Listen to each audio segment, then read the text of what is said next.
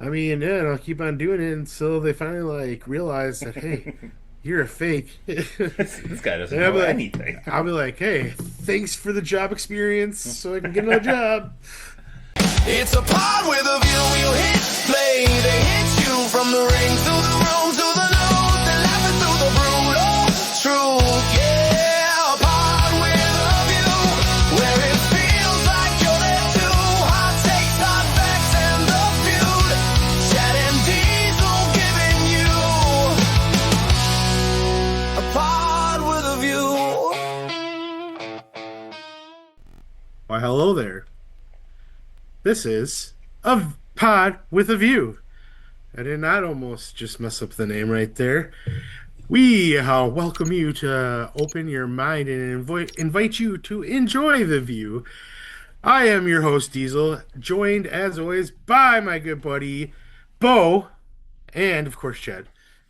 Yeah, he's the actual main co-host. I'm just here to give his points out because he just doesn't quite understand the human language as well. But psychically, he communicates what he wants said to you, the people. And hello. He's a very smart cat.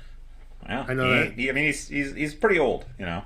I mean, because if he's like telepathically telling you these points, like he makes some good points. So he's a Yeah, smart cat. that's what I'm saying. Even though he's So laying on a whole bunch of dice, and that doesn't seem like the most comfortable option, but he's pretty smart. maybe it's like a massage to him or something like that. I don't know. Sure, Who knows? sure. Anyways, so start off the show with telling you that tonight I had the best Taco Bell I ever had in my entire life. Okay, you know what's funny about the fact that you had the best Taco Bell that you had in your entire life? I also had Taco Bell for the first time in forever, and I might be swearing off Taco Bell for forever because No, it was the worst Taco Bell I have ever experienced, and it actually made me a little sick for the first time ever. Like, everyone talks about how Taco Bell gives you the, like, greasy stomach. Never had that problem before. This time, my God, I was feeling it. I was feeling it. So that's fucking nuts, actually. you know what is even more nuts than that? What? April Fools. I did not have the best Taco Bell in my life tonight. Yeah, we're recording on April Fools. I had to do something, and I did Oh. have Taco Bell tonight, and it wasn't that great. So I don't Oh. know. Like Okay, well, I still think it's crazy that we both had Taco I Bell. Because, think it's funny that like 'cause I wasn't expecting you to go on this whole tangent about how bad your Taco Bell was, oh my and God. I'm just sitting there waiting. I'm like, I just want to tell him April Fools. So I did like this was just supposed to be a little like fun, tongue in cheek kind of joke, and Hey, there man. Chad goes. Well, I'm sorry. I had Taco Bell for the first time in, I don't know, probably the first time in 2026, and I'm not even kidding you. And because for some reason, had a hankering for a Crunchwrap Supreme, and I got two of them, and it was terrible. It was straight up terrible. I mean, I've had worse Taco Bell. It wasn't, but it definitely wasn't the best Taco Bell I've ever had in my life. But the other thing is, the thing that bothers me about like fast food places, like I try to be as nice to the people that work there because I know they're not getting paid that much and their jobs suck, and so like I don't like they mess up. So like there was a time in my life where I'd get more angry about it, but like now I've come to realize that it's silly to get mad about it because they'll fix your problem if you tell them about it. But my thing is, like, you go to the drive-through and they hand you your drink, and there's like, I don't know, like at least three gulps from the top, and they like think that that's okay, and it's not okay. And I'll be polite and say, hey, can you please top that off? I'm not going to be a jerk about it, but it's like, come on, I pay for all the space in that cup. The air is free. I don't need to have air in my cup. There should be like the carbonated beverage of my choice touching the lid of my drink. I'm just saying. I mean, I completely agree with you. And the only reason that there's not is now basically every fast food place has an automated drink filler. So it's set to not fill your cup all the way. I I mean, know. I remember when I worked at the movie theater and I was filling cups. I'd be filling it so far that the cup lid would be exploding with soda, and that's how everyone did it. Because give So the what you people should what do they it, paid for. right? Should be no extra space in that cup. You're paying No, for the whole thing.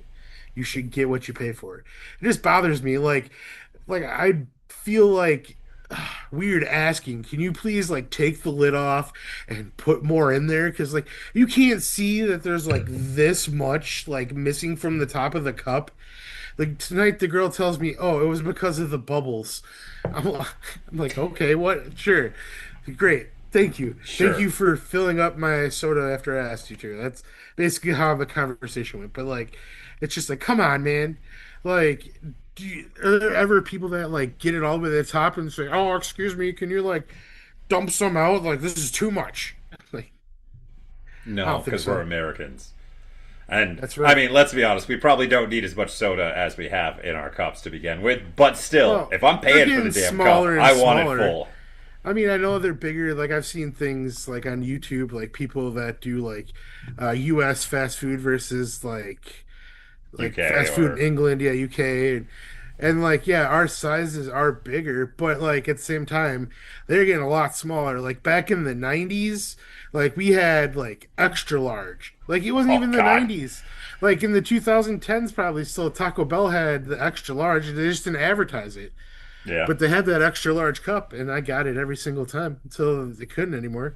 I mean, it was a gallon of soda, which it makes Yeah, me think of that Parks and Rec yeah, that's episode. what I was gonna Yeah, get I to. was The like, Paunch "What do Burger you mean this is or child size?" whatever it was Well, called. it's roughly the amount of a child if they were liquefied. No, that's a really good episode. But yeah, it's crazy, crazy things.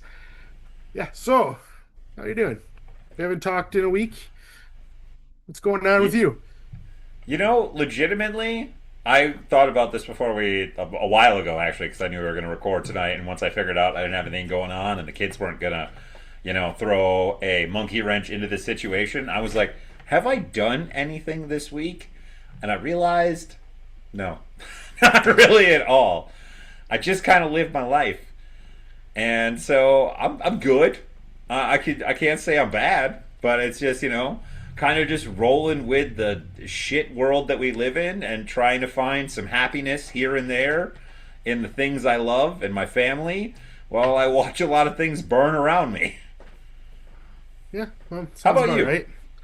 I haven't done much either. I finished the season one of the Ringside Pass, and then the next Oh, day they give everybody 20 free tier skips, which I think is bullshit anyways. Like whether I needed them or not, like just like all these people that were complaining about something that wasn't that big of a deal, like and good for you, you got what you wanted, and now like you're ruining like the gaming experience whether you realize it or not because like like literally that was one of the things that drew me into playing the game. I wanted to finish the season pass, like it just gave me a reason to play the game. But whatever, do what you got to do.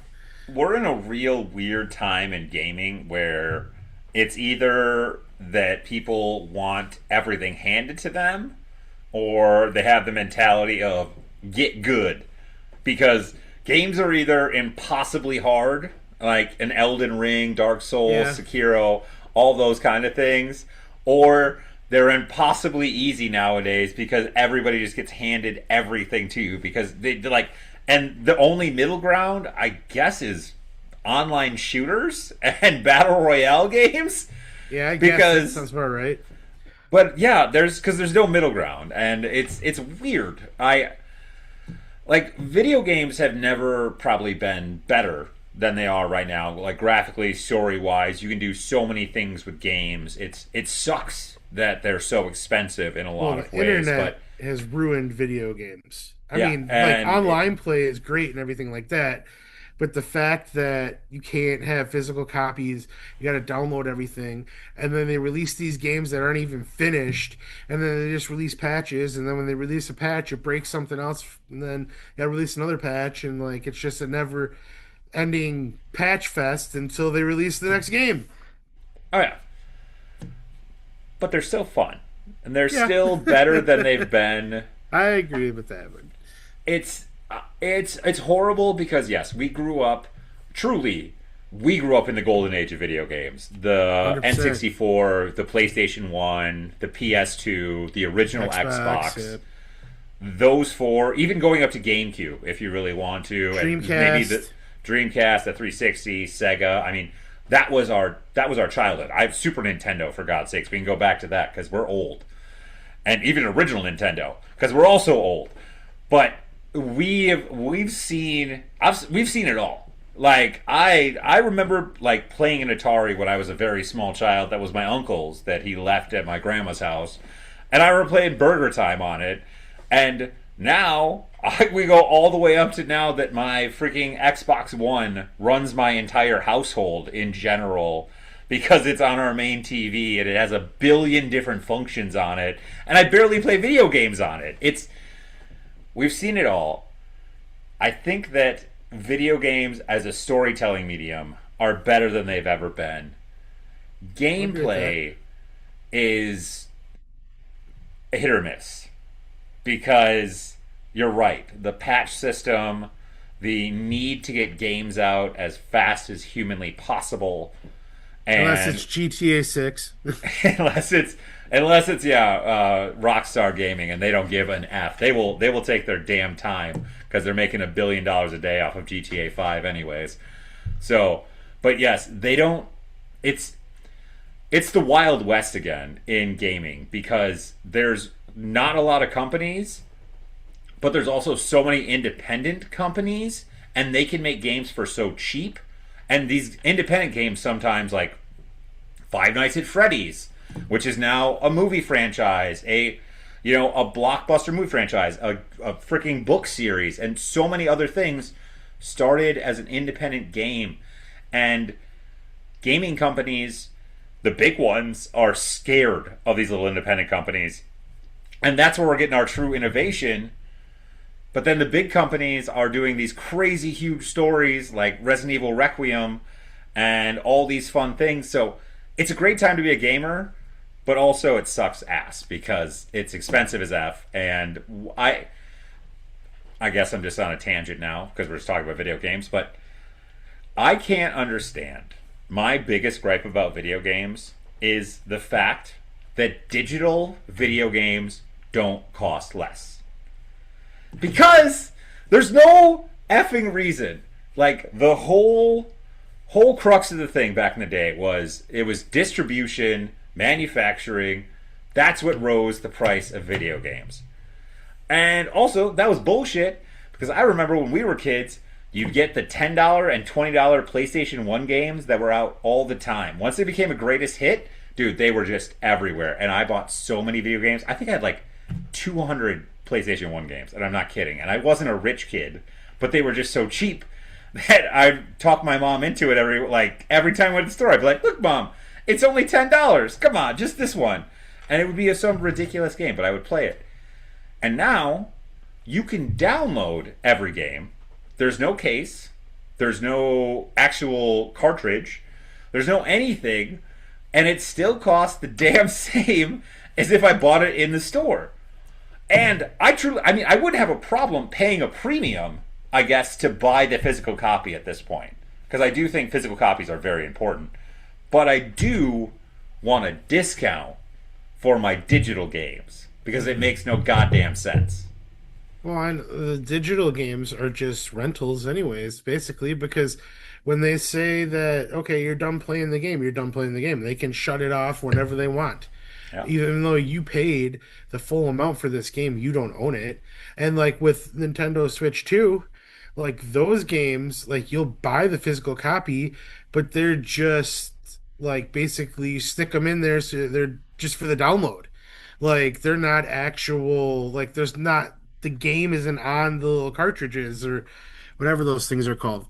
But like it's that's the ridiculous part about it. Like you're like you said, you're paying like $100 for some of these games because you're getting like everything, but you don't own the game. and it doesn't operate properly, especially if you buy it on day one, which is another frustrating thing because a lot of times you'll pay more to play it on day one or get early access, and it's everything is a cash grab, and it's just so it sucks. They take advantage of people that, like, let's face it, have this addiction of playing like these games, and like I don't think there's anything wrong with it. It's something like it's no different than me being addicted to wrestling. It really isn't. Like it's something that you love and it's entertainment for you and you may even have passion for it. That's a great thing. You know what I mean? So like but they're taking advantage of their fan base. But I guess that's just how everybody is and every company and every thing. But like to like kind of backtrack a little bit and back to like WWE 2K26, the people that complain about this ringside pass and like you don't get everything for free, they never played like the original NES games where you didn't have like a save. Like you'd be lucky if the game had like password where you could Yeah. like go back into the like spot you were like The original Mega some Man games games is what I think of every time. Like some you were in a games hellscape. didn't even have that. Like Yep. you lost your lives, you were done. You had to start back from the beginning, and then you had to work your way back to where you were. So like the people that cry about this stuff, this is why I don't have a problem with it because there was a time where they made it really difficult to play games. And just because like you have to actually and that's another thing, you have to play the game. What are these people doing? Like are they just collecting like the unlockables and then just like saying, "Okay, I'm gonna go play something else. I have the unlockables." It's like what's the point if you're not playing the game? That's what I don't understand too. So I don't know. No, I'm 100% on your side. But segue. Yeah, I'm doing it this week. Talking about video games and video game companies.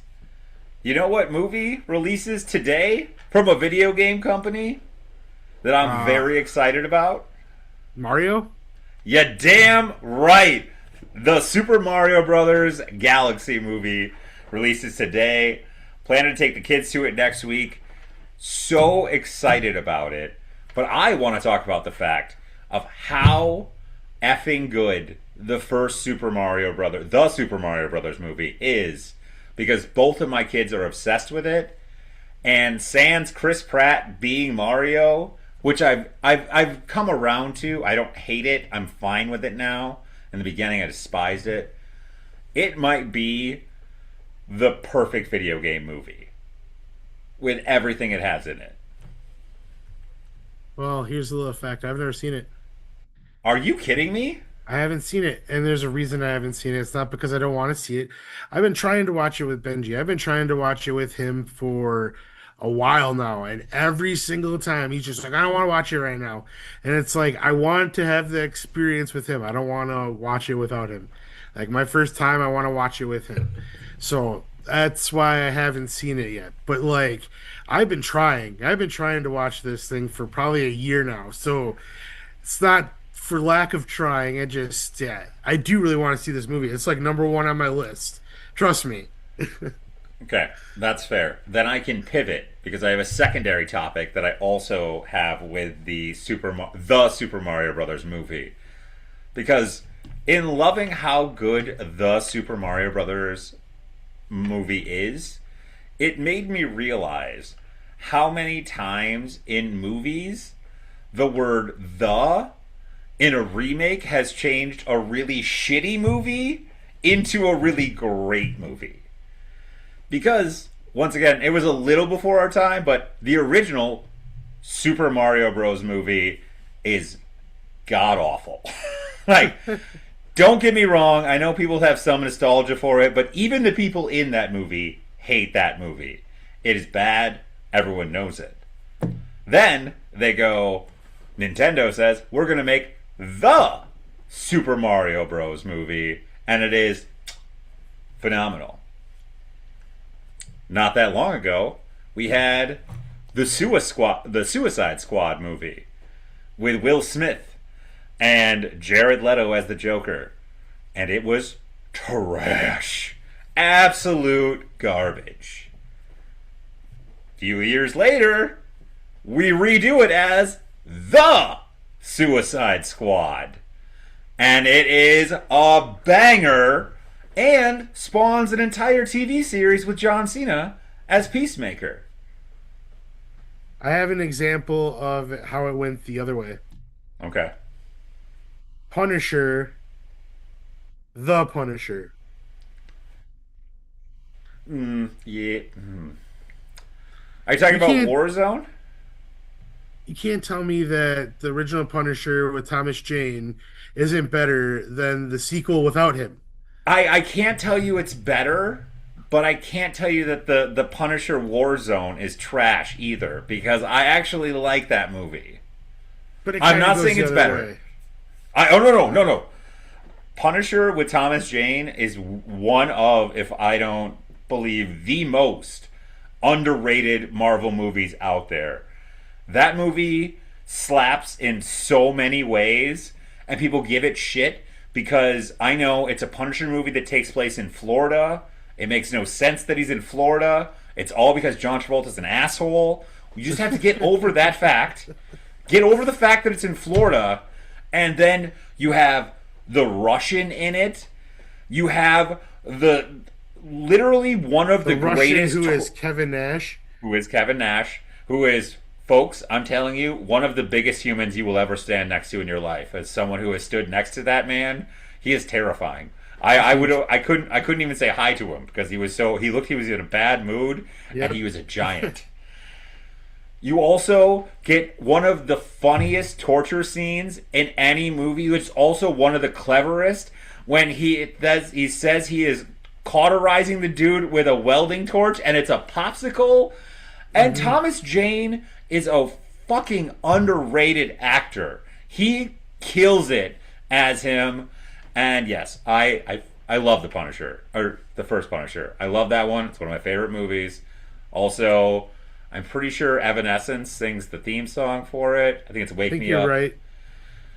I don't know about that for sure, but I think sounds about right. I'm pretty positive it's Evanescence who sings that theme song. But yes, I had a couple more examples for but now you took me on another tangent, and I don't remember it. Oh, I remember at least one more. We had Batman vs Superman, garbage, and then we had The Batman, which completely reclaimed the greatest Batman movies of all time. And we could also go with, people don't like Batman Begins as much as I do, but after Batman Begins, you have The Dark Knight. But Batman Begins starts like one of the greatest trilogies of all time. So I like agree how with that. can you not like it? Because no one ever talks about Batman Begins anymore. Do you realize that? Like, everyone it's talks about because The Dark Knight and Dark Knight Rise. No one there's talks more about Batman Begins. action. There's more action in those ones because the uh, now all I can think of is the Dark Knight and the Dark Knight Rises. Can I Batman think of Ra's al Ghul? Begins. Yeah. Oh, No, Batman Begins is the what's it called? The the story, beginning. but the origin story of Batman, which everybody knows the origin story of Batman, so I kind of think that it's a little played out just because, so like everybody was waiting for the Dark Knight when that movie was just all action, and plus I had the Joker and it was a badass story.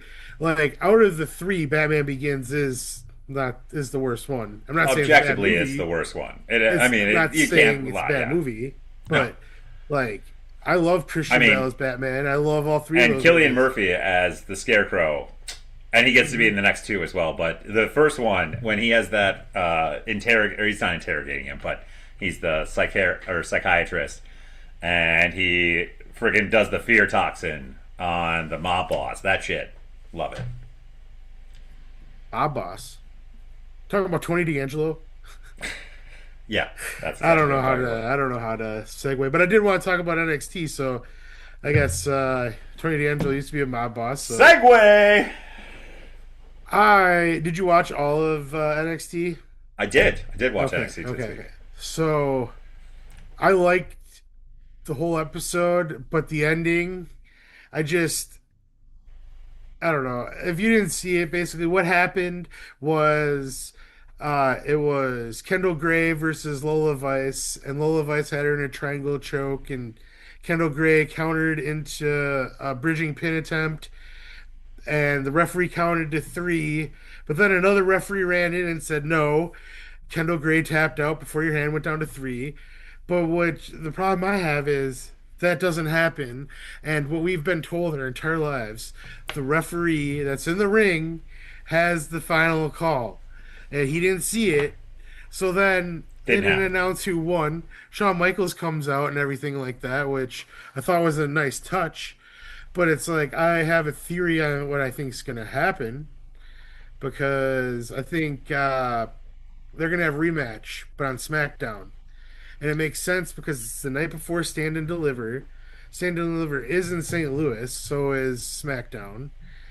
I don't know. And plus, SmackDown's a 3 hour show, so you have the time to fill.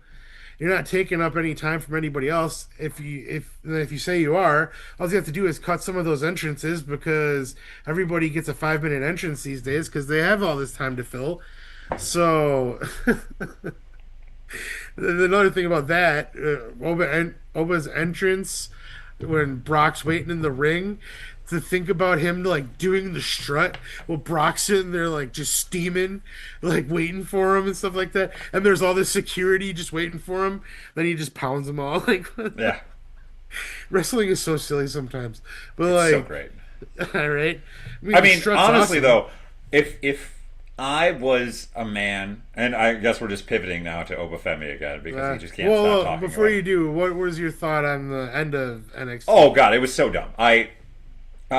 Why is there a second referee? Why it doesn't make any logical sense. And I think it was who? Oh, it was on Cultaholic. I think it was Ross talking about how Shawn Michaels just loves his hammy storylines, Yeah. and this is so hammy. Like this is like a rom com kind of storyline where it's like, oh, there was two referees and they both saw something different, even though we never do that. It's really dumb. So I don't love that. But if it gets me to a triple threat match, I'm okay. I like multi-person matches, especially in NXT. I feel like they kill it every single time. And I know they do a lot of them, but I'm totally fine with it. I think Kendall Gray is gonna win no matter what. Like I think that she's gonna if it's 1-on-1, I think she's gonna be the one that's in the match. If it's triple threat, I think she's gonna win because I think Lola and JC Jane should probably be call-ups after WrestleMania. But Yeah, I mean Lola's doing a lot of work for AAA, which is the yeah, only thing. but I mean, so is Dom Yeah, and and so is I mean, guess the like Penta. Like so, like you yeah can go back and Los forth. Americanos and Mhm. America. So and that's another thing. I've been watching the last couple weeks. I've been watching AAA on YouTube, which you totally should watch. It's under an hour. It's like 55 minutes, and like there's like no ads.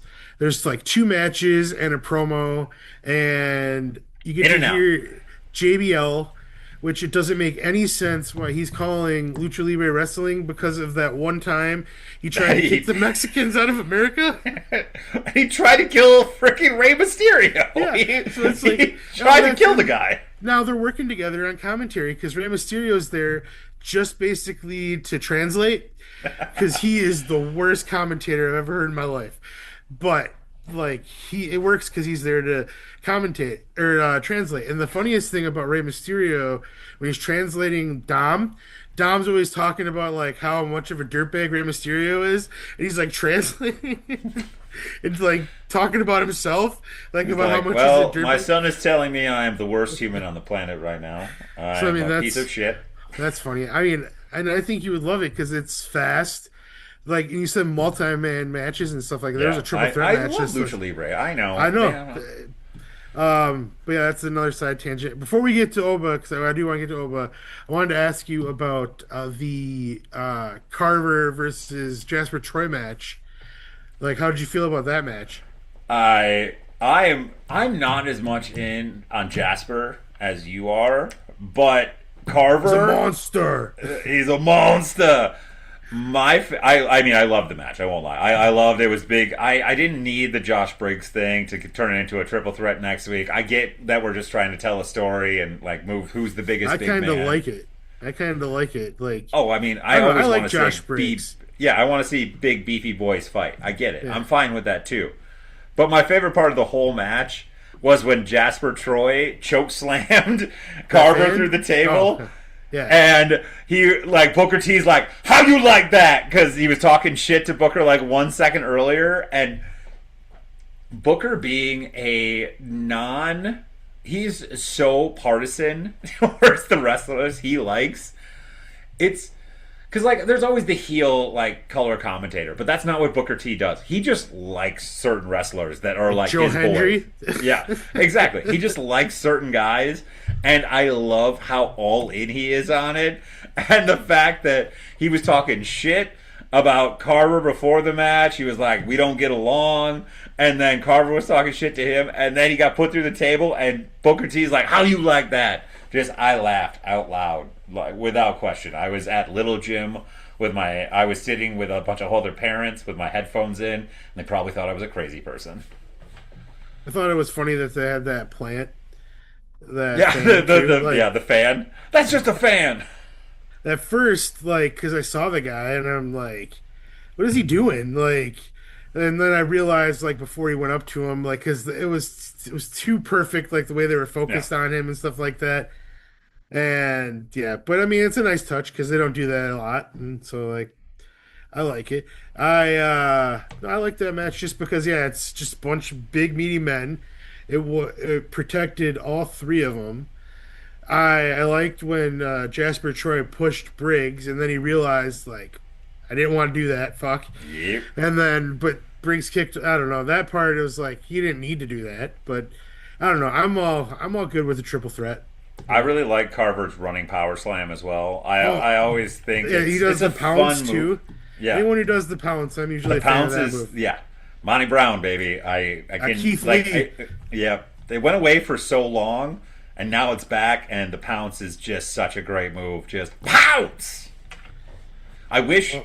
I wish Booker T called it like the old school TNA guys did, where it's just Mm-hmm. pounce.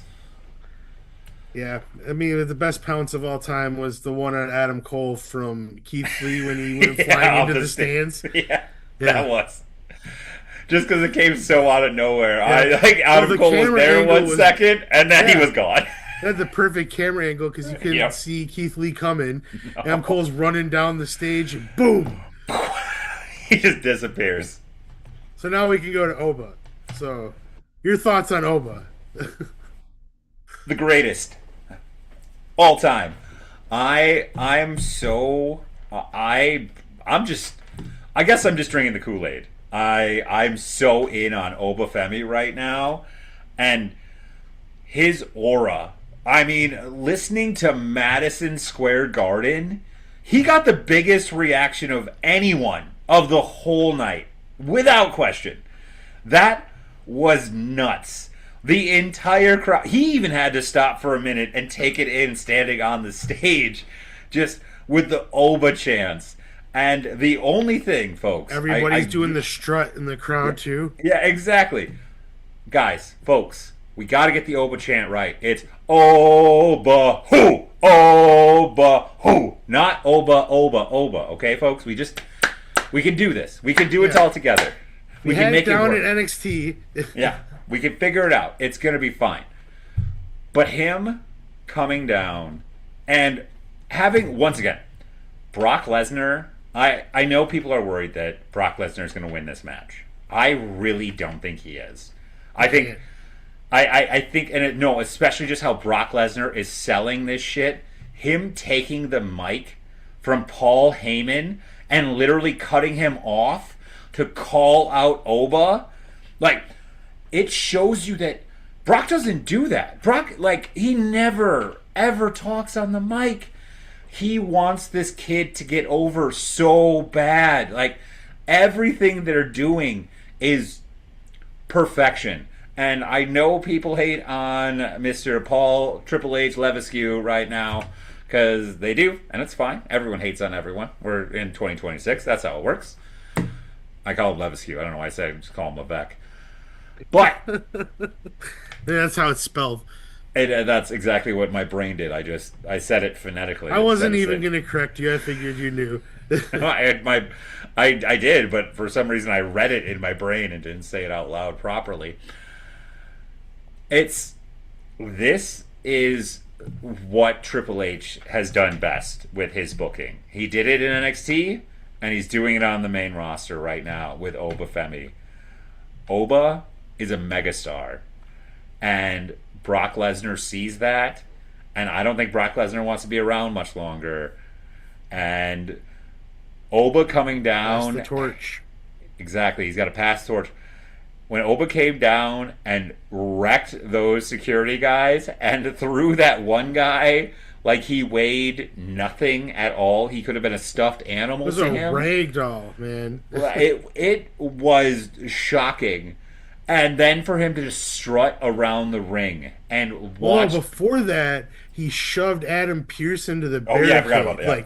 that. Like he shoved him with like all his power too, and Adam Pearce went flying. Yeah. And they released pictures this morning of the bruise that he got from that. It's nasty. It's all green and purple and shit. Yeah, I was gonna say I forgot we talked about that on text message that you Yeah. sent me that photo, and it's gross. You can look it up. It's not pretty. And Adam Pearce is the best GM for Raw for a very long time. Scrap Daddy. Grab Daddy. But yeah, once he was strutting around that ring and like climbing into the ring with, I just this has the biggest fight feel, honestly, of any of the WrestleMania matches to me. And I like, don't get me Well, wrong, I'm jacked for Roman Reigns versus CM Punk. I think that also is like a main event. Obviously, that's the night two main event. I'm excited for Randy Orton versus Cody Rhodes, but this has the biggest fight feel. It almost feels like we're going back to the days of the Undertaker's streak, where I know Brock Lesnar doesn't have a streak per se. Well, I mean, if you listen to Paul Heyman's promo, he basically said this is the streak match because he's the one who 21 conquered and the 1. streak. Yeah. Yeah. So, like, Brock Lesnar stole that from The Undertaker. And then that was like 2 weeks ago when he named off Dean Ambrose and Bobby Lashley, all the guys that aren't there anymore. And, like, because Brock Lesnar, I don't think has. Oh, that's a lie. He has lost since then because he's lost to Roman and he's lost to Drew McIntyre. But still, like, yeah. Some things that like we didn't mention was Brock didn't come out in just like his sweats and or his like cowboy gear. He was in his battle gear. He was in his shorts and his boots and his gloves, and he was ready for Ready a to fight. Yeah, that's what was awesome about it. And they didn't even touch, which the segment like they didn't need to because they already have. They don't need to touch until WrestleMania, but like just them in the ring and the crowd going like insane, and like all of like what Oba did going down into the ring, and then Ollie Davis had the best line on his review of Raw yesterday when Triple H came out. He goes, "Triple H with the power of 10 security guards." It's like Yeah. as he gets in between them and like they don't do anything. Hey, you can't hit Papa Trips. But another thing, I also have been listening to Not Sam Wrestling a lot lately because I have it on Sirius XM, the uh, whatever the wrestling 24/7 channel is called. That's probably what it's called. But anyways, so his Would make podcast is sense. on there, so I listen to it every now and then. And he made a point that I really liked. He hasn't seen somebody like get over like this with the crowd, like as like an attraction since Brock Lesnar came in and debuted. Like it's. I mean, I so it's said this perfect. last week. I know, but I mean, it's. Okay. You did say it last week. It's just to kind of like piggyback off your point, I guess. And it does feel like that. Like there isn't. He does feel special. Like he can talk, he can wrestle, he has the look. Like if he's not a WWE champion, then something happened not related to wrestling. Like like because if you look at him as like a performer, he is like the best performer in the company because he You has know, everything. it's like everyone gets nicknames in pro wrestling. That's just the nature of the game. You're Not talking about his everyone, fans. huh? You know what his No, no, fans are no, called, right? no. I don't know what his fans are called. Oh, they were Biggie named him, I think, before the Royal Rumble in the pre-show. He Yeah, started calling them Oba feminists. I did not know that. And I love it. Oba used that. He called his fans Oba feminists. So I missed it's that. canon. I missed that one. But as a wrestler yourself, you generally get a nickname. Like it's something, Seth freaking Rollins, the Architect. He has all those different, monikers and things like that. You don't always live up to them. They're just sometimes things that are assigned to you. Obafemi being called the ruler.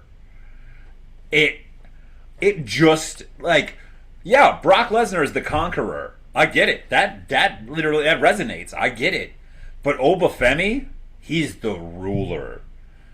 And what's a ruler to a conqueror?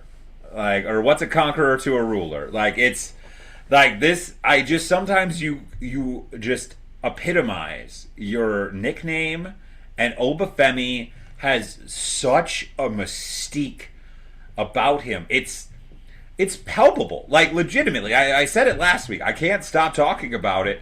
The man has had maybe two matches in on the main roster on like Raw or SmackDown. Like he might have wrestled on main event, but through that and a few promo packages and walking to the ring, this dude is the most over man in the company. Like legitimately, besides like CM Punk, like I don't think anyone gets louder. Or maybe Rhea Ripley. Like the crowd doesn't get louder than when Obafemi's music, when those lights go out and the first whoo hits. My God, it's insane to see, and I don't know how to explain it other than he just has it.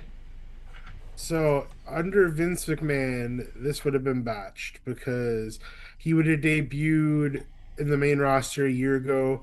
He wouldn't have had all that time in NXT to build up his character. Like that's another thing why it's working is because they didn't change anything from NXT to the main roster. Just he took a step up. That's it. And I mean, that's how a lot of people have failed. They get to the main roster and then they change everything up about him. And you don't need to change anything about him. He's like perfect the way he is. But yeah, it's the match I'm most excited for at WrestleMania. I can't wait for it. But there's another thing I want to talk about at Raw before we move on. We were talking about Triple H earlier, and at the beginning of Raw, Cody came out, and then Stephanie McMahon interrupted him right away. Shocker. And like you said earlier, you brought up how everyone right now is hating on Triple H, and he gets himself in the middle of everything, it seems. This was the moment he should have gotten the middle of it. Like to give Cody the advice. Who was Triple H's mentor as a booker? Dusty Rhodes. Who created Randy Orton? Triple H. Like he's kind of Randy or he's kind of Cody Rhodes's grandfather if you think about it. So you have evolution that led to legacy. That's Like I feel like Triple H should have been the one giving him advice, and it shouldn't have been in the ring because I don't know, it should have been something like he was coming through Gorilla or something like that, and Triple H gets up and says, "Hey, I have something to tell you," and they do it like not in front of the crowd. I don't know. I don't know. I get it. Stephanie McMahon is second generation, I was gonna say I'm gonna give you the but counterpoint on it is because that makes more sense to what the story they were trying to tell there that they're multi-generational wrestlers where their family technically Stephanie McMahon is a third generation as her grandfather as Vince McMahon's father also owned the pro wrestling company before Vince McMahon killed him off and took it all. So they're both third generation stars and they've been through the whole thing. And so I think I Cody's get not it. third generation. His grandfather was a plumber. You're right. I forgot. Second generation. But it was they're trying to tell the generational story, and Paul Levesque doesn't have that story. He's like is like not at all. So I agree with you in the sense of storyline, like WWF and WWE storyline wise. Like if you went with that, but this WrestleMania has felt like all of the storylines have really been built towards real life crap in a lot of ways. Like every storyline seems to be built upon almost a fourth wall breaking, fight. We have the Paul, good old Phil versus Roman Reigns, where they can't stop talking about each other's families. We now have we now have Cody Rhodes with Randy Orton saying there's more than one royal family.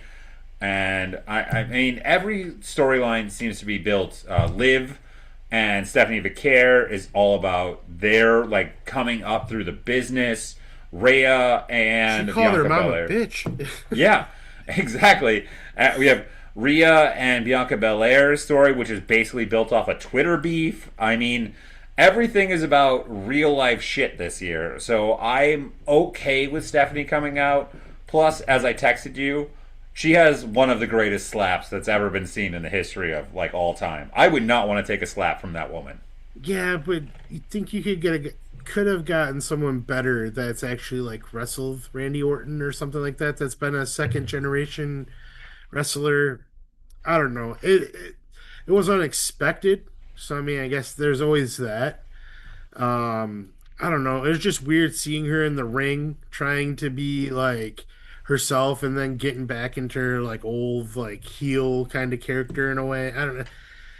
I just I don't mean, want to see her as a character anymore. Like I'm done with Stephanie McMahon. Like she can do her podcast, whatever. I'm not gonna watch it. She doesn't have to do that either. No, let her. Who cares? Like just whatever. You know what I mean? She had to get a Like, co-host because she was so boring. Like like I was just but talking her up and everything. Like I agree with the storyline, but I'm not a Stephanie McMahon fan. So I don't know. I'm not gonna watch her podcast, Undertaker's podcast. Every now and then I'll watch clips from Cody's podcast, depending on who he has on there. Like the Kevin Owens one was really good, I watched but Kevin Owens. I watched the Kevin Owens and the Finn Balor one. I didn't watch the whole Finn Balor one, but I did see a lot of clips from that one. I watched it. But yeah, just like Bullet Club. let her do her podcast, whatever she does behind the scenes, whatever, I don't know. But like I don't need to see her in the ring anymore as a character. Yeah. Yeah. You know, in letting someone do what they want behind the scenes. Segue. I want to talk about the funniest story that is happening in our political world right now because it's just I don't understand how we're being ran by the people that we are being ran by right now. And the things that just keep coming out are absolutely insane. I don't know what you're talking about because like I can think of like 10 things. So like I'm interested to hear exactly what one you're talking Oh, about. I think this is the most ridiculous and hilarious one. And it is the fact, have you heard about Kristi Noem's husband? Yeah, I was thinking that this is the one you were going to be bringing It up. has to be Big Busty Daddy, Kristi Noem's husband's story. What in the hell? Hey, man. I get it. I'm a man. And most women as well. We love boobs. We all do. They're fun. We get it. We like them. We like to look at them. Everyone does. But what the fuck, man? Like, seriously. What the fuck? It's I'm not surprised or shocked at all because like this is what happens in like households that are sitting there like she has been public and has like blasted the LGBT. Well, I'm tired. I should not have messed that up. But LGBTQ. there you go. I was in the right order, but yeah. Anyways, like she's blasted them, and like she's come out and like said stuff against cross dressers and stuff like that, and like behind her own closed doors at her own house. This is what her husband's doing, and he's not even trying to hide it. Like his Yeah. face Okay. is in full view. Like, Hold on. I guess we did not for the people who don't know what we're talking about, if you don't happen to be an American or aren't watching the crazy soap opera that is our political system right now.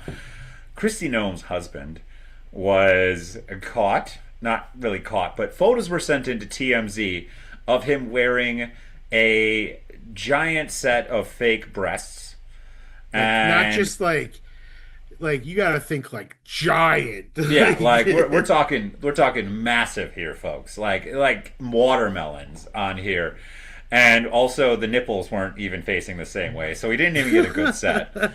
And he's also wearing pink hot pants, Yep. and he spends his time talking to other fetish models on the internet as a bimbo, and they talk to him as Barbie such. bimbo. Barbie bimbo, yes, yes.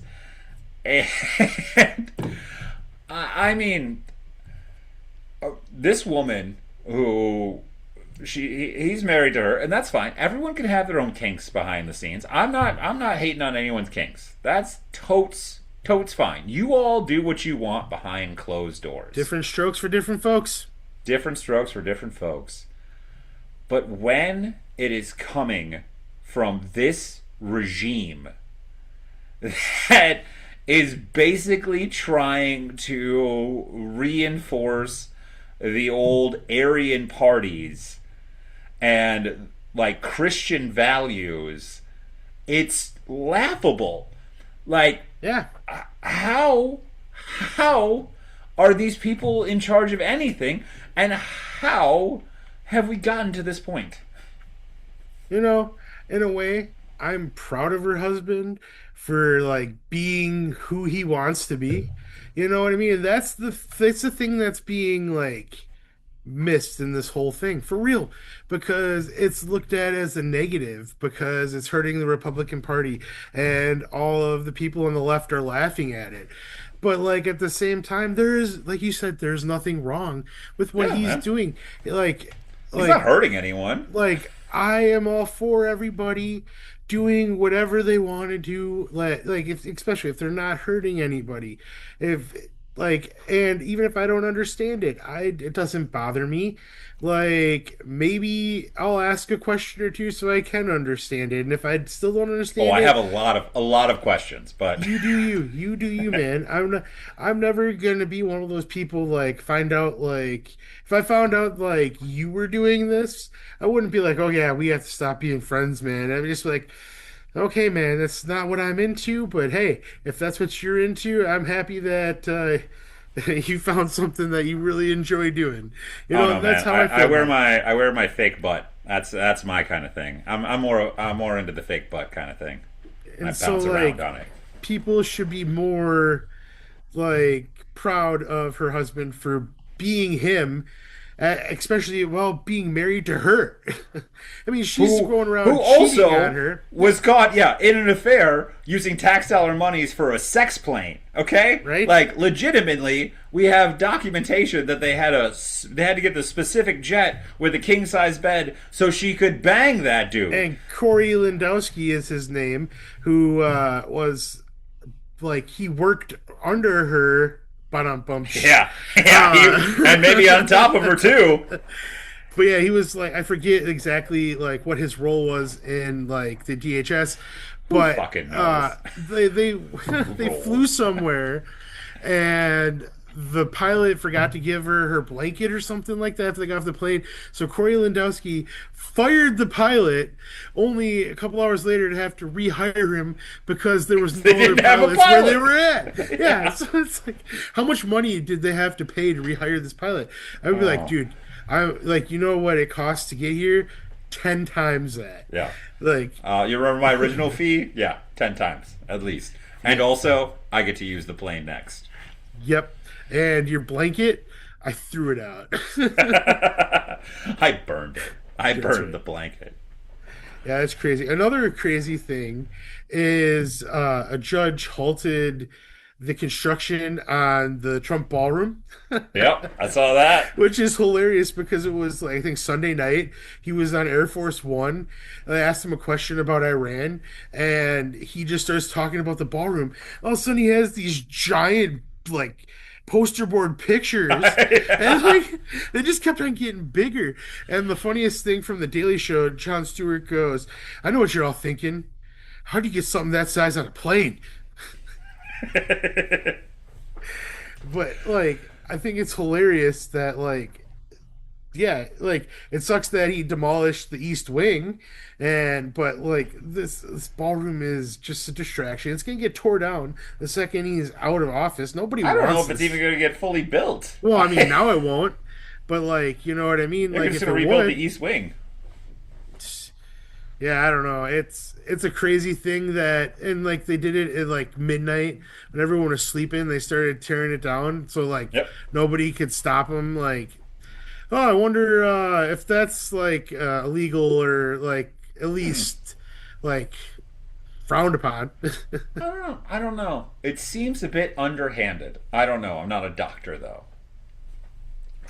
Well, You want to talk about either something cool the government did, though? either I was gonna say either is our Secretary of Health. So Oh, God, don't. RFK is the worst of the worst. oh no, not him. No, no, sorry. Yeah, he's Secretary of Health. I was talking about the Our one that's Secretary of supposed to, War? no, the one that's supposed to be the doctor, the Surgeon General. Oh. They're all, Is it yeah. that doctor? But yeah, Dr. yeah, Oz. our Secretary of War. Yeah, we don't need to talk about that No. douchebag because he's gonna get everybody killed. The fact that we have a Secretary of War right now makes me sad. Yeah, But yeah. do you want to talk about something cool that our Yes, I government do. actually helped do? What's that? Do you know what we launched today for the first time in forever? Shuttle, space Yes, shuttle. we did. The Archimedes 2 to go around the moon. Awesome. And the thing went off without a hitch. We watched it with the kids. That was Yeah. pretty cool. I haven't I actually didn't know this was happening at all. My father-in-law called us and I felt like an absolute idiot that I didn't know that this was happening. I But heard I about was it. jacked. Heard about it yesterday. It was somebody talking about it that I work with.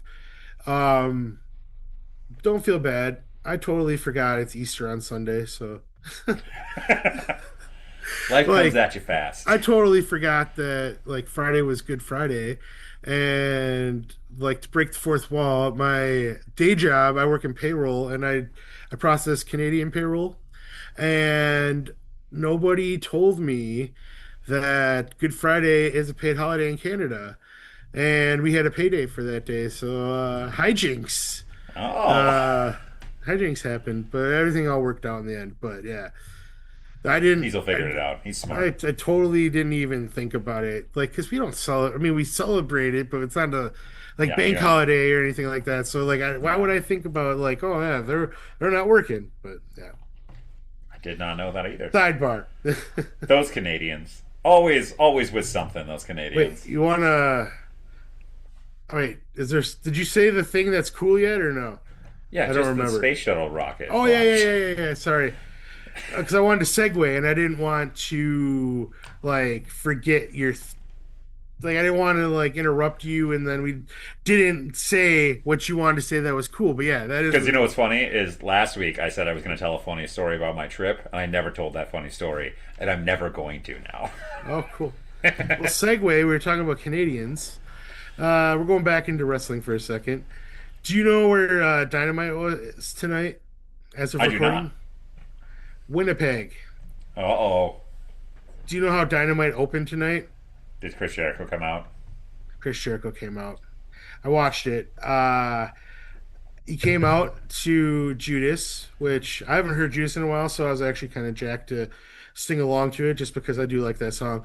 But he Judas came out in my mind. and just stood in the ring and made people sing it for like 5 minutes, and they cut it off so like you know how they could finish the chorus, and when they cut off the music nobody was singing, but I think it was just because I think it was just because everybody was so excited because it's been a year since I've seen Jericho. It's in Winnipeg, his hometown. So everyone's just really jacked up. But Ozzy D picked up the mic and said, AEW, I'm home. And I'm just like, not what I wanted.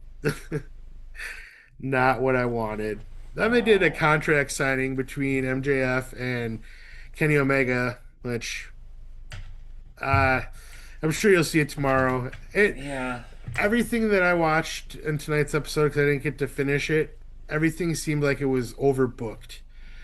Like, I don't know what they're doing right now, but I'm it's not as excited about this Kenny Omega MJF match as everyone else is. I wanted Swerve to win. I wanted Swerve to beat Kenny. I thought it would made the most sense. Like, give him EVP powers, give him like let this crazy Swerve go nuts for a while. Like AEW has a real stop start problem with their stars. They just I don't like we were it felt like we were all in on Swerve and then Mhm. suddenly we're like, "Oh no, Kenny's going to challenge for the title." Like, how does that make sense after you just let him beat Brody King, who is your like possibly most over non-champion at the Right? pay-per-view? Like what are you doing? You're just why do you just keep like tanking people left and right? Like, I love Kenny Omega. I do. But he doesn't need a title shot right now. Yeah, and like if he wins, that's the wrong call in my opinion. But then it's also kind of obvious that MJF is going to win. I don't know. They're really good at booking stuff that doesn't involve titles. But when the title is involved, it's always a mess. And it doesn't matter what title it is. It could be the trio titles and they have stupid uh speedball. I don't even care. I like Kevin Knight. I don't like Mystico. I like We Kevin don't like Knight though. Mystico. We like one out of the three. Like, how did That's the they thing. take the trios We're titles off of the Callis family, the Don Callis family, so quickly? That made no sense either. and just They put were him on that 2/3 of the last Yeah, trios champ. exactly. Like it, and the Don Callis family having the trios titles makes the Made most sense. sense.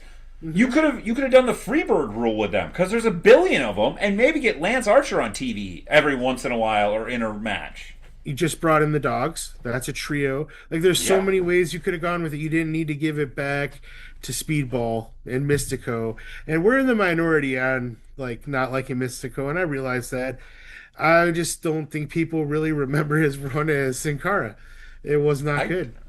The I guy don't who was I Sin don't Cara see after what he people left. see in Mystico. Like, even the things he does now are sloppy AF. Like, Yeah, I he's agree. he's a sloppy wrestler. He's not like as a luchador. Like, there's so many great luchadors in professional wrestling right now on so many different rosters, and for them to be promoting Mystico as this like amazing stuff, he's sloppy AF. I can't. I would take Dragon Lee and over Oh him, hell and I yeah! think Dragon Lee is sloppy as well. I mean, I would take Dragon Lee over him. I would take his brother Roosh over him. Um, like I would take 100%. I would take. I can't think of his name. El Mortis. That's his name. Beast Oh, Mortis. the Beast Beast, Mortis. the Beast Yeah, Mortis. Yep. yeah. I would take him. That guy for being like his size. Yeah. He's amazing. Yeah. Or El Clone or Yeah. Hologram or any of these other guys. Bandito. There's so many better guys. Mystico is overhyped and so bad. I don't get it. I know he got over in CMLL and everything like that, but I just don't get it. It's crazy. Now we just named off all these luchadors that are in like American wrestling. It's crazy how it's like taken over. I'm not Oh mad no. about it. I love it, but like it's crazy. Like there We was a didn't name time Pentagon. We didn't name Phoenix. Like, I know, and that was intentional because like those are like the big names, you know. uh, But there was a time when like there was no way a Pentagon or Penta would have worked in WWE. Like 10 years ago, there would have been no way he would have been a joke. there was only one, Rey Mysterio. He was the only guy who ever And they didn't somehow even want him. They didn't they even didn't, want him. but it didn't. I'm listening to the Wrestle Talk extra Patreon about the invasion angle right now. And I'm on episode 2, but they went through the whole like backstory before the last episode of Nitro and Raw, and it took them like 3.5 hours to go through this long list of stuff. And they were talking about like the names of the WCW guys that WWE was interested in, and they didn't want Rey Mysterio because they heard that he was a prick. Rey Mysterio. Rey Mysterio, yeah. Have you ever heard that about him? Never once. The man who gave up his mask to Kevin Nash, even though it was the biggest fucking deal to his whole life. What do you Yeah, mean? that guy seems like a real prick. What do you mean? He gained horns after that.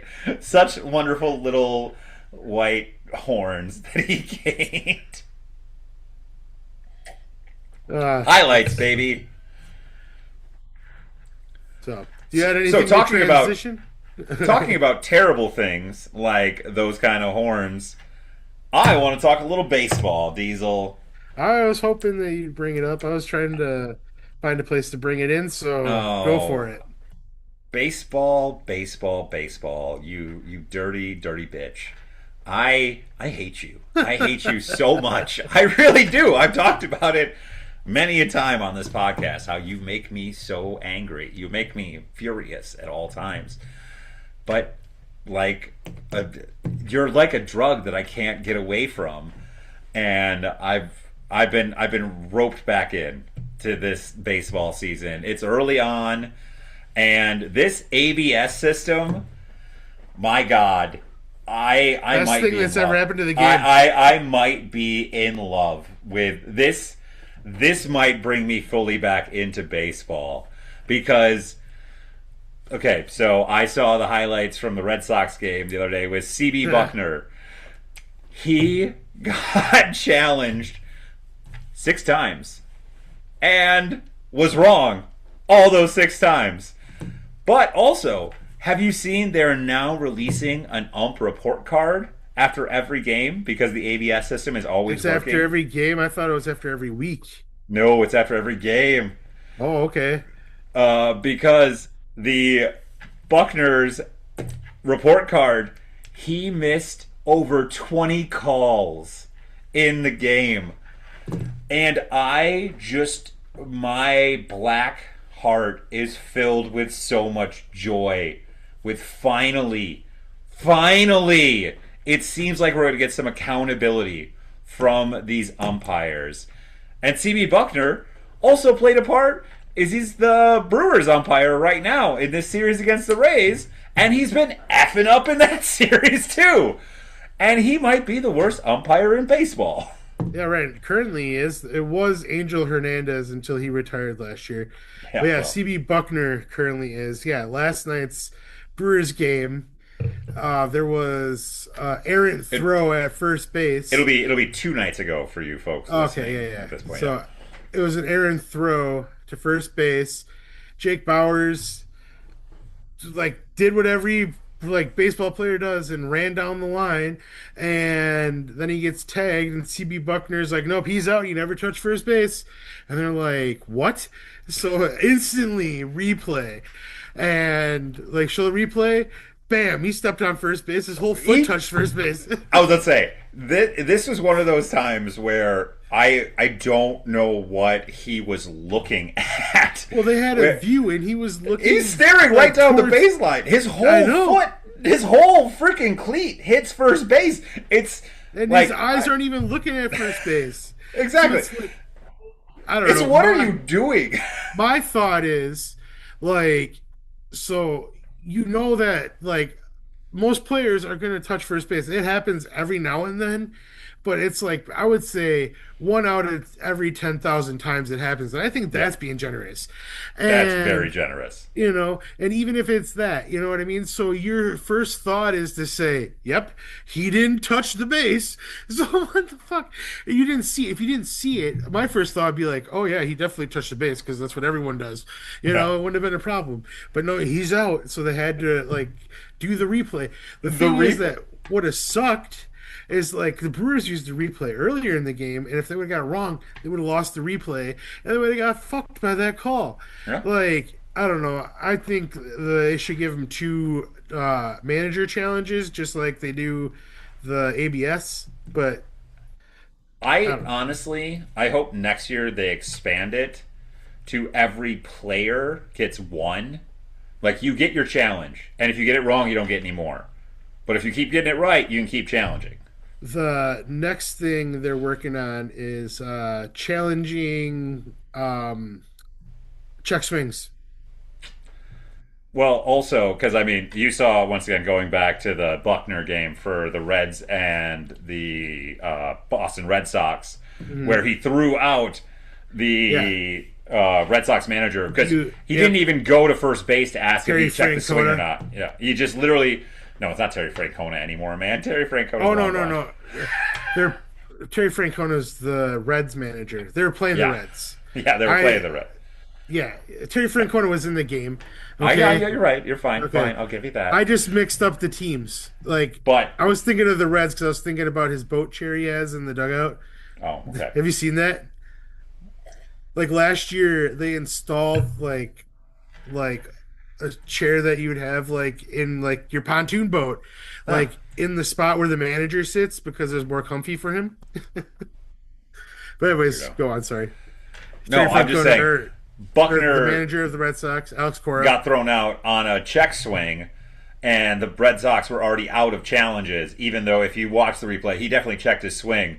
But Buckner, because he was pissed off because the whole game he'd just been getting everything wrong, called him out immediately without checking with the first baseman or the first base umpire like everyone else does.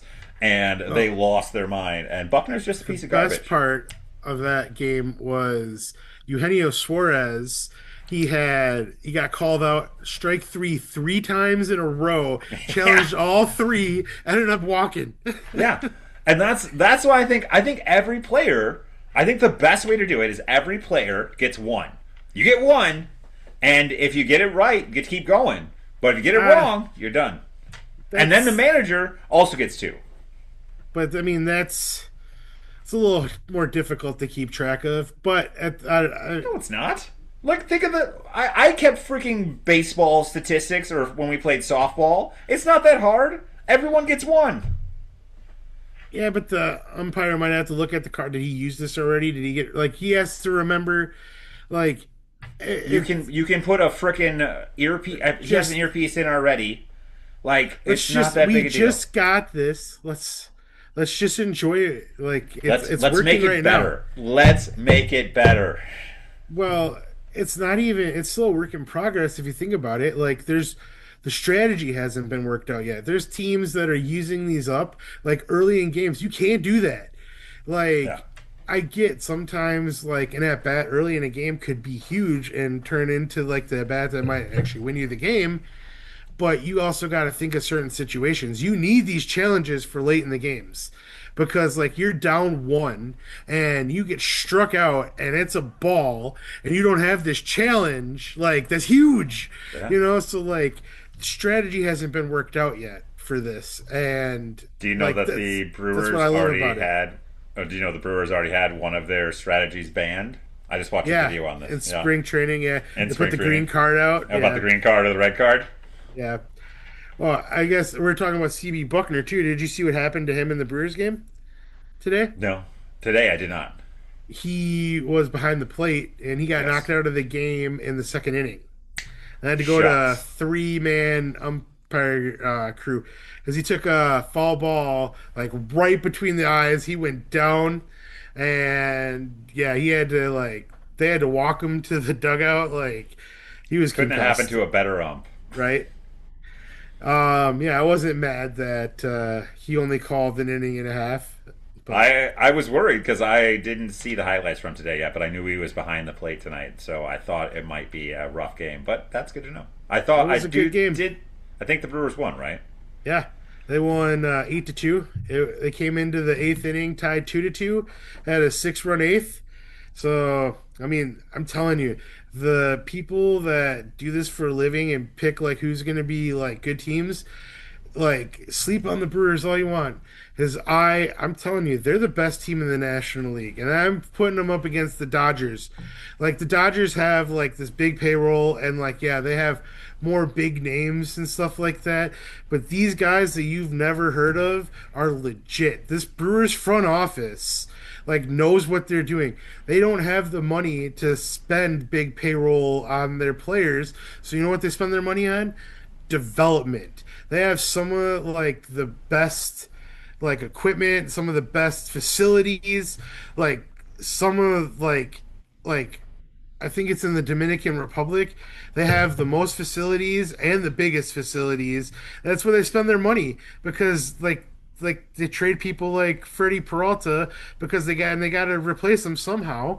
So like that's why the Brewers have been so good in this last decade is because Moneyball. they yeah, they know where they have to spend their money because they can't afford the players, so they have to develop these players, and they got to keep churning them out because they once they're ready to get Once they're paid, good, they gotta go. the Brewers can't pay them. So like, and hey, it's been working, and there's other teams that are starting to use this model, and it's working for them too. So, but the Brewers are going to win this division. I'm telling you. They are, in my opinion, the best team in the National League. Like they don't look like it on paper, but like they have so many good players. They have like there's the things that they do are good is they keep like at bats alive. They'll like double digit pitches in an at bat.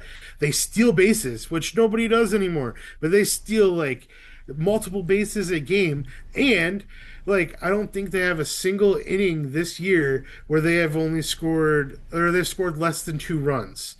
Like they have zero or two or more runs in an Oh, inning. okay. I was about to say, I was like, I know they've had scoreless innings, but that makes Yeah, sense. I yeah, got yeah. you So now. like they haven't had an inning where they've scored like just 1 run. So like I did hear a stat that they're the best team in the majors right now with runners in scoring position. yeah, they're just they're just They're good, man. scrappy. They're Like I'm scrappy. telling you, they have this thing called the pitching lab, and they can take these like guys that were raw, like they're supposed to be like high draft picks, like Quinn Priester that we got last year. Put him in the pitching lab. He was looking like top 20 Cy Young candidate last year. It yeah, it's amazing what this team can do, and like all the pundits are like, yeah, they're gonna finish behind the Cubs and the Pirates. It's like no.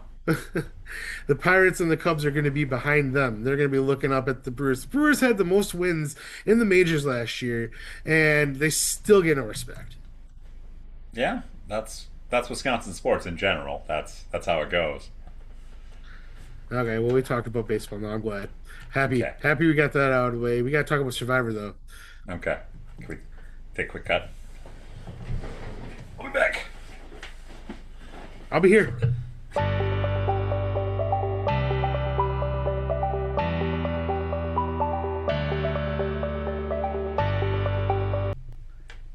So, Survivor. What another great episode. Oh! This was episode 5, right? I believe. That sounds Um, right. yeah, so we got at the beginning of the episode we got a like nice look at all the camps and what's going on in all the camps. 2 of them are strong because like most of the people haven't been to tribal yet. Because they're still there. And yep, and then you have the other group who goes every single time. Cursed. And Ozzy was pissed because he was left out of the vote, which kind of put Christian in the hot seat for a second. I got a little worried for Christian in this episode. I'm not gonna lie, because he I did pissed off too. Ozzy, and then the girls were like, "Yeah, we'll go with you, Ozzy." And I'm like, "Oh no!" Oh no! Not our boy Christian! He pooped his pants! We can't lose him! Yeah, that's why we can't lose him. We can't lose But him. yeah, it was, and then we get to the immunity challenge, and the twist is that only the first place tribe is gets immunity. Safe The other from. two are Yeah. going to tribal, which exciting, but also there's a lot of people I like in this season, so it kind of makes it hard. It's like we can't vote out this person, Yeah. but someone has to go. So Someone they has to go did every time.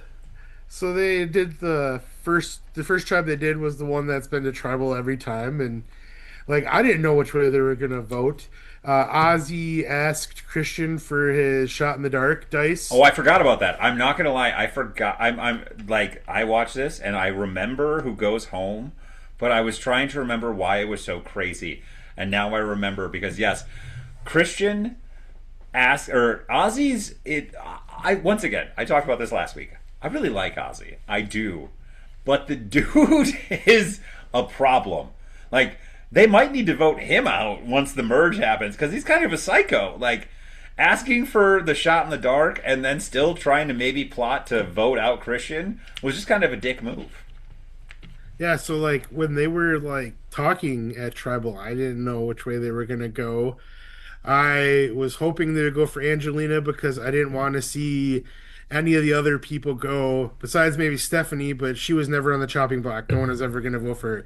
So, like, but all the rest of them, like, I didn't want them to go, so I was rooting for Angelina to go. And just our luck, that's who they voted out. So, And how does Emily survive another just the queen of chaos? And I love her once again. I say this, I keep saying this about so many of the players on this season, and I'm sorry, I just do. I enjoy. I've watched so much Survivor that I enjoy these people's games. Emily's game is like basically she's Loki, the god of mischief. She's just out here she, blowing shit up. that is a great comparison. I love that. She has both Christian and Ozzy wrapped around her finger. Yeah. And that's why she was safe. Like there was no way It anyone makes was gonna vote no for her. sense. She's literally fucked both of their games over multiple times already, and yet still they're like, "Oh yeah, Emily, you're cool. You're cool, Emily." And so then you had the other tribe. I don't remember the names of the tribes. So like, uh, The only one I remember is Callow, yeah, and I think are they the ones that went? yep, they're the ones that win. And so they had Charlie and Dee Is and God. the Riz God, Sari. Um, that's not the one with Coach and Joe. No. Jonathan. Yeah. Jonathan's on that tribe. Which was just surprised that tribe They with lost the Jonathan. challenge. Yeah, they Yeah, finally yeah. lost the challenge with Jonathan.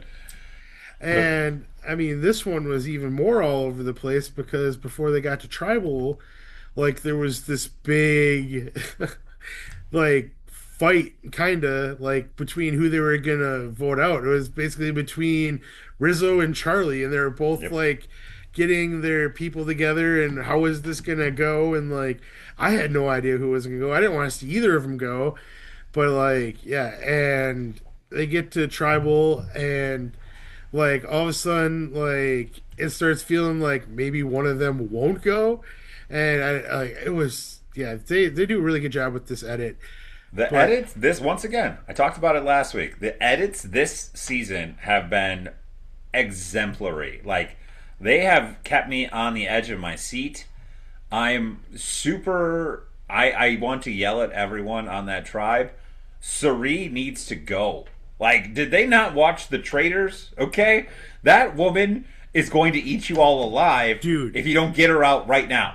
Like, somebody Sari, vote her out. but she broke one of her own rules and she revealed that she I had know. I couldn't believe advantage that to Rizzo. to Rizzo.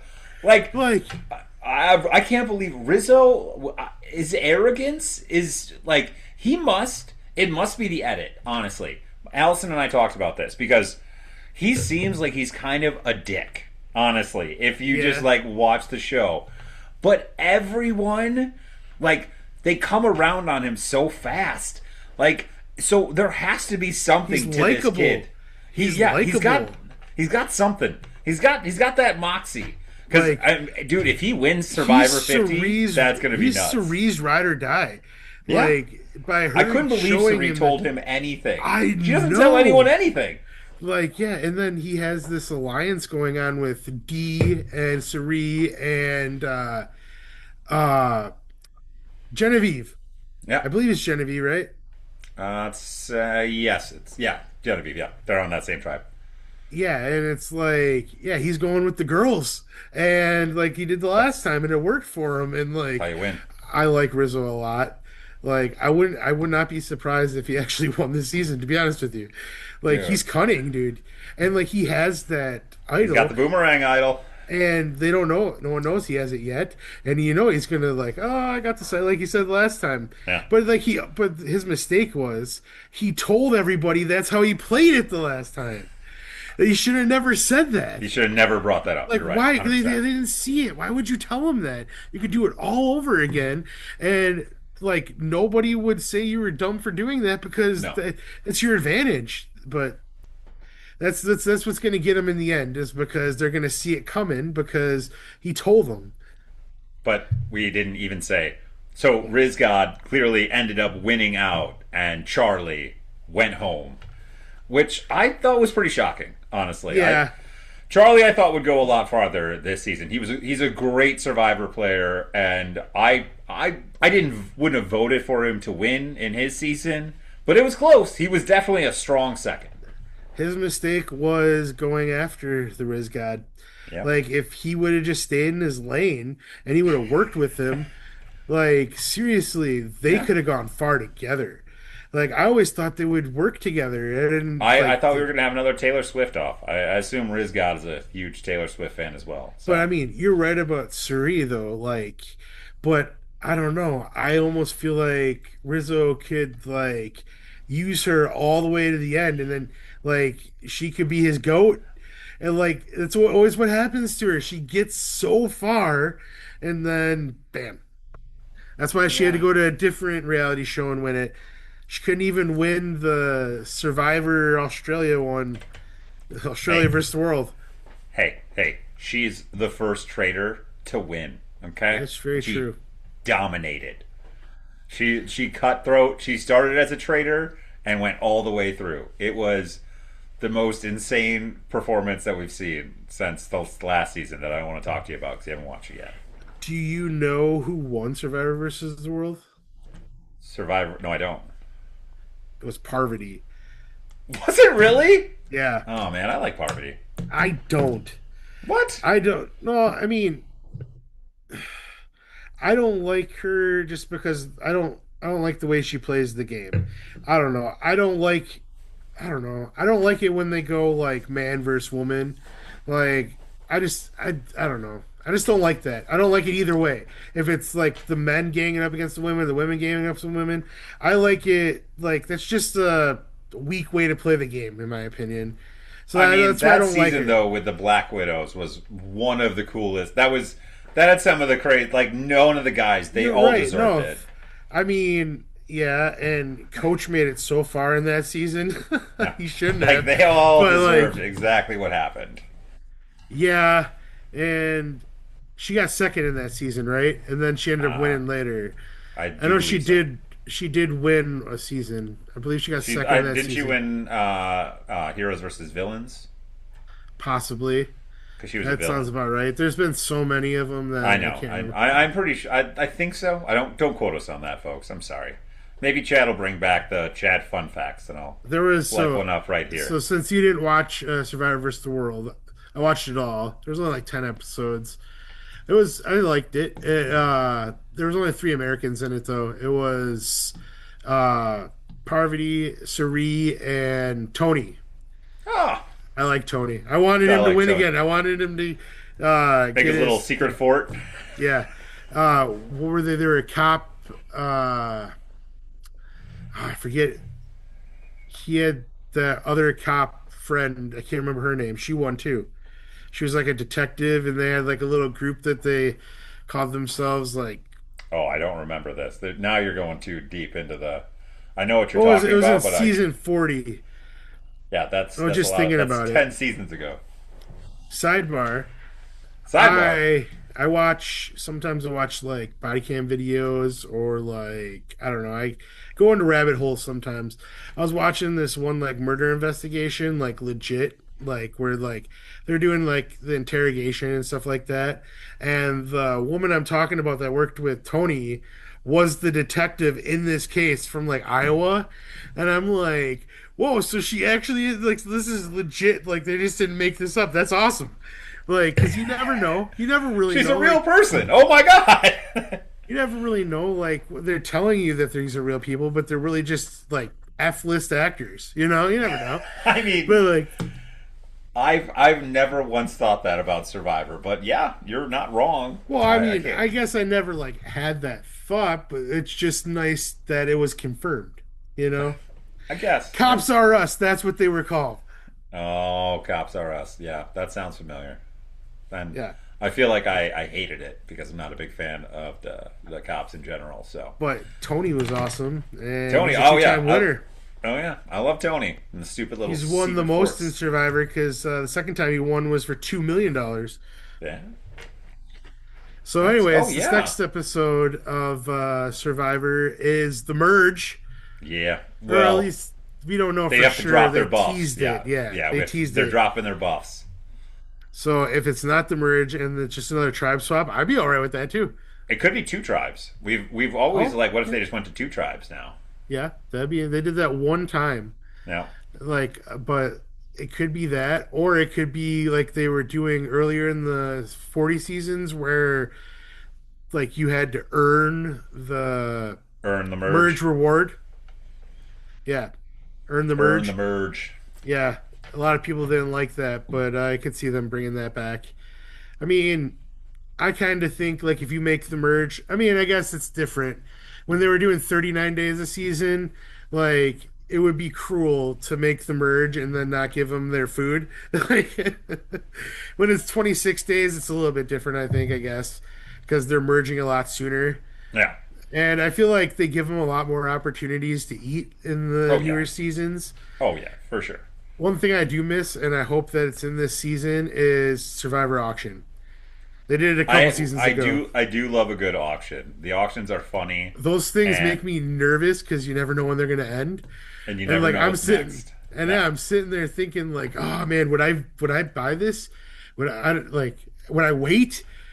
And sometimes if you have the most money left, you get a disadvantage or you lose your Yep. vote. Yep. Ah, See, Survivor's the best. I really hope that they bring back at least one time this season that there is a hidden idol on when someone sits out from a challenge. Because I don't know why, but Yeah, I when it's like love under the bench or something. yeah, exactly. Like you gotta be prepared at all times for Survivor, and I miss that kind of just randomness. And the few times they did it, because that was early in the 40 seasons as well, they did it like a few Yeah. times, and I loved it. And Well, then like like the when the people didn't find it, you're just like yelling at the TV, like, "Look under the bench! Come on, just do it! Put your fingers under there!" I also like the ones where like they'll like think they find an idol, but it's just like you haven't found the idol yet. When you go to the immunity challenge, it's Yep. going to be right here, and you got to grab it in front of everybody. Yeah. Like I like those ones too. Yeah, I do like the way that they've done as well with that. Like after the first time you lose, you have to come back to this spot to find out where your immunity idol might be. That too. Yeah, they do a lot of good things. I am glad that I thought because in the first episode they had XL Island, I'm like, not this again. We don't want XL Island We again. do not want It was Exile Island. cool at first, but then they No, it overdid wasn't. it. For the Everyone has first told Jeff. Even Mike White told Jeff not to do Exile Island ever again. It's a bad call. the first time they did it, it was an interesting thing. They never needed to do it again after the first time because it was new the first time, so it never had been done before. And then once you saw the execution, it wasn't good. No, And then they did it like 6, 7 more times. not a good call. No, but Not a good call. what You know was a what? good call? Is that what you were gonna say? Segway! You go ahead. I know what you're. You know what was a good call, Diesel? I think I know. You go ahead and tell me though. Have you ever talked about how the most exciting play in all of sports might be the buzzer beater in basketball? And also how one specific team has hit a lot of these buzzer beaters in our lifetime Especially in tournament play. in tournament play. Have you ever called the future? Because I feel like we fucking did. Yeah, if you don't know what we're talking about, Duke played UConn in the Elite Eight on Sunday. Was it Sunday? Uh, That was over the No, weekend. yeah. That was over the weekend. One of the nights. I don't know. Days blend together now. I don't know When you which have day is kids, which. folks, you'll So get it. yeah, The days it was don't over the matter. weekend. UConn down two with seconds left. What's his name? You know his name. I can't remember his name right now. Mullens. Mullens, yes, drains like not just a 3 point buzzer Oh, beater, like okay. half court. And let's really make another qualifier on this. The freshman Mullens, like from gets the ball and he is maybe 2 to 3 steps over the half court line, and just pulls up fearlessly. I mean, legitimately, there's no reason he didn't have to pull up right then either. There was plenty of time to get another shot, and he pulled up fearlessly and fucking just nothing but Drano. And there's a video out there of his mom in the fucking courts or out in the crowd, and she's literally, you can watch her mouth go, holy fucking shit. And when your own mother is shocked by what happens, that means you have done something insane. Craziest, one of the craziest buzzer beaters I've seen in my life. Well, I mean, and it's like it's even weirder than that because it technically wasn't a buzzer beater. There's point 0.3 left on the clock, Oh, just like just we like talked in the about last Michigan week. game. Yeah, that's what I'm Once saying. again, That's I'm what I'm saying, saying. I think we literally prognosticated and brought the future into happening. Or the world's just a simulation, and And we're in everything control. is random. And yeah, And I'm we're in going with control. that. Yeah, but yeah, that was awesome. I have UConn winning it all in my bracket. So, Well, like lucky when they were you. I had down, Duke winning it all, so well, when that they were really down hurt my 15 life. at the half, Yeah. I'm like, well, another good bracket run for me, I guess. And then all of a sudden, like, I mean, yeah, it's crazy how like And, and NCAA basketball at this time of year, like everybody's in it until the final buzzer. folks, if you didn't see the play, or even if you're not a basketball fan, I advise you, please go look up the final 15 seconds of this game. The the Duke had the ball even, and somehow UConn tipped a half court pass, and I mean the kid jumped out of his freaking shoes to get it, and he barely touched it, and it managed to bounce to another UConn player. It was, as a Patriots fan, this was a freaking David Tyree type catch where none of this makes physical sense. Like, you should, like, the kid shouldn't be able to hop that high to block the pass. The pass shouldn't have gone directly to a UConn player, and the UConn player shouldn't be able to pass it to this kid who was a step over that freaking half court line to drain a three. None of it made sense. We texted with our friend who we talked about last week, Tommy the Gun, biggest UConn fan ever. He even said, as a UConn fan, he was shocked. Okay? And Tom never says he is shocked about anything because that man is pretty sure he knows it all. So if he is shocked by something, you fucking know something happened. No, yeah, Tommy the Gun. I like UConn because of Tommy the Gun. Like, I probably wouldn't like, cause I find myself rooting for UConn a lot more than I probably would if I didn't know him. Um, in our brackets, I'm the only one who took UConn, so I was actually kind of surprised because there are two seats, so I thought maybe like one or two other people would take it. I was happy to see that Tommy didn't take them because like I knew if he would take them, I was screwed. Because as much Yep. shit as he was talking before the tournament started about how they're gonna get eliminated in the first round, like if he would have taken them, I would have been like, they're definitely getting eliminated in the first round now. But like, yeah, so there's a lot of people that took Arizona still, so that worries me. I hope Arizona gets eliminated so they don't even go to the finals and UConn goes to the finals because then I Then you I win. I don't. I think there's a chance that if UConn loses, there's someone that might have more points than me. But yeah, I'm rooting for you because I'm pretty I much had a to. shoe in. Pretty much a shoe in if UConn gets it and Arizona doesn't. So fingers crossed. Well, good for you. I haven't had a good bracket like It's actually luck, come through dude. in many years. I actually got two in the Final Four this year. It's been a while since I've gotten more than one. Ah, And nice. unfortunately, they're on the same side. But what are you going to do? I got UConn, Illinois. I think I only have one left for my final four right now, and that's Arizona. Yeah. So not I good. had them losing in the Elite Eight. But Not like good. I didn't watch any basketball this year, like college basketball. So like going into filling out the bracket, it's like, welp, I'm going off what I know about the teams from like 2012. Hey, using my past history, I remember But when Kemba Walker was on UConn. They're gonna win it well, all. also I know the Big Ten's good. That worked out for a little bit. Like Hey, a yeah, the bunch of them Big Ten got is into the Sweet very good. 16, and then no one of them got into the Final Four.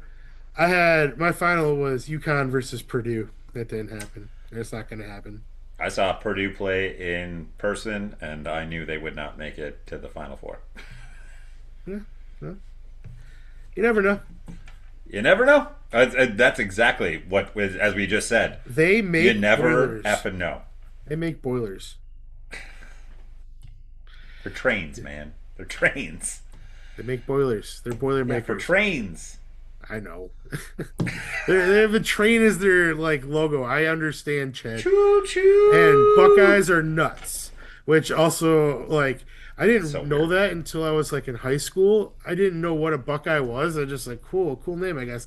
When I found out that they're nuts, I'm like, you couldn't pick a better fucking mascot? Like, Yeah, it's pretty stupid. We got a well, badger, a wolverine. What's a Hoosier? or an Illini. Oh, I guess Illini is a Native American. That was a dumb question. Yeah, that was. Come on, Hey, man. I corrected myself instantly though. Damn it, we're getting canceled, man. It's only our fifth episode. Why would I get canceled? I didn't say anything. I called them a Native American. Like, I'm pretty sure everything was PC, okay? All right, man. We'll find out. We'll find out. I don't know. We'll find out. Yeah. We'll see if we get to Uh, episode 6 or not. yeah, I think this is. Oh, yeah, this is episode 5. I think. I don't even know. It is. Episode I am the one who 500. edits these things. You know, there's something we never talked about. I want to bring up right before we end this thing. We never Yeah. talked about how the Chiefs are moving, but are still going to be Kansas City Chiefs. Wait, where did they move? Oh, yeah. Are they They're moving to moving from Kansas City, Missouri to Kansas Kansas? City, Kansas. Yeah. Like it's like a 30-minute like move or something like that. And like Missouri is pissed because they're losing out on all this revenue and stuff like Oh, that. yeah. And Kansas is like, thank you, thank you.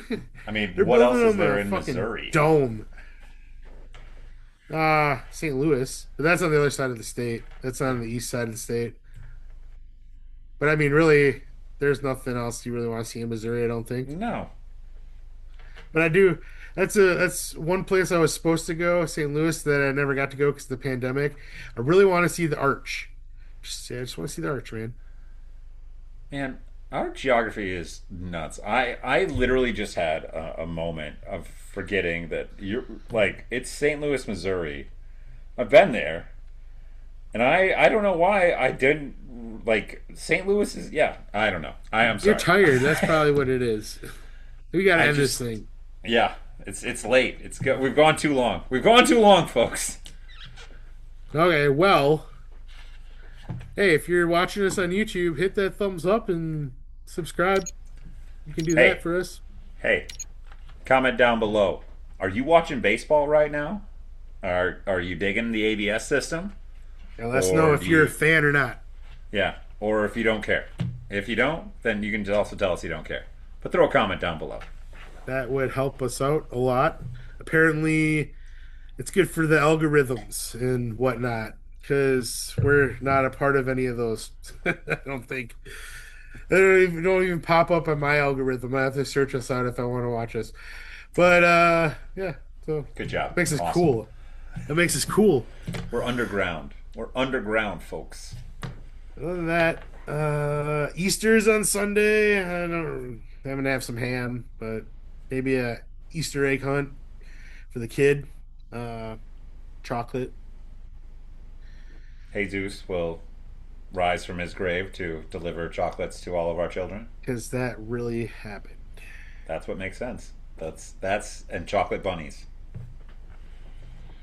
America. Uh, Emily bought the cats this special like food that is bunny for Easter. That's gonna be the Easter feast. Is they're gonna eat bunny, which Oh, I think is kind of hilarious. it's funny, but also a little dark. Yeah, but you've met Maybe my don't wife. bring that up to Benji. You've met my wife, so I have. we It's have a funny. whole cabinet in my bedroom that's full of bones. So Yeah. yeah, So I guess it's fair. That's fair. yeah. But she won't eat chicken off the bone, so it just life doesn't make sense. Not at Hey, all. that's why I'm wearing a Bulbasaurus, Bulbacathulosaurus on my shirt. Nothing makes sense. I've been staring at it all night long. I love it. Love it. It's one of my favorite Okay, t-shirts. well, I don't have anything else to say. So now's the time for you to close your mind if you want to. Probably suggest you not close your mind Please don't. because life with a closed mind is an awful way to experience it. So also, you're still welcome to enjoy the view. Okay, bye. Make sure you like, comment, share, and subscribe. I'm gonna keep waving because I missed the mouse. It's fine. Don't worry about it. Chad and Diesel have left the building. Brains on low, but ego's still winning. Said some words, no clue their meaning. Cue the music, curtains gleaming. Freeze frame laugh, big thumbs up.